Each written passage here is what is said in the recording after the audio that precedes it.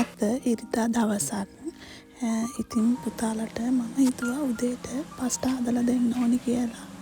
ඉතින් මම හදන්නේ හරිම සිම්පල් විදියට.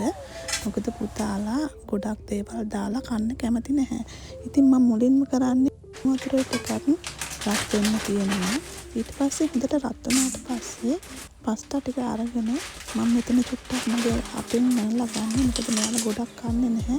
එහෙම වුණොත් අපරාධ වෙන හින්දා. ඉතින් මේ උණු වතුර වලට මම මේ ටික දාලා ගන්නවා.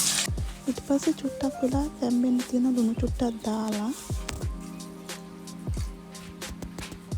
ඉතින් මට වතුර ටිකක් මදි කියලා හිතුණා. මම තව වතුර චුට්ටක් දැම්මා.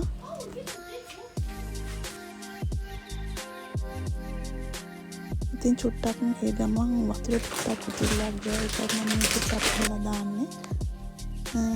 ඊට පස්සේ මම මේ දාන චීස් එක තමයි මේක. වතුර ටික අයින් කරගන්න.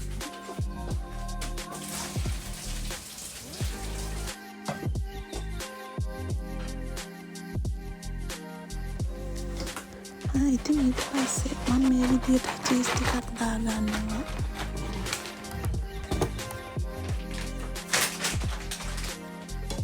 ඊට පස්සේ මේ චීස් ටික මම හොඳට කරු ගා ගන්නවා. ඊට පස්සේ චුට්ටක් පොඩි කරු ගා ගන්න.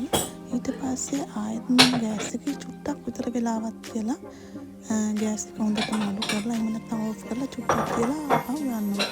ඉතින් දැන් මගේ කෑම එක හැදලා ඉවරයි.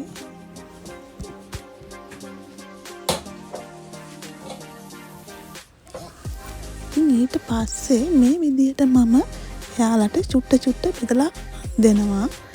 හැබැයි මේක රස්නේ පිටින් තමයි කන්න කැමති. චුට්ටක් හරි එයාලට පරක්කු වුණොත් මේක එයාලා එච්චර කන්න කැමැත්තක් නැහැ. මොකද මෙයාලා කෑමට හරිම හොරයි. ඉතින් ඔන්න රෙඩි මගේ දැන් කෑම ටික.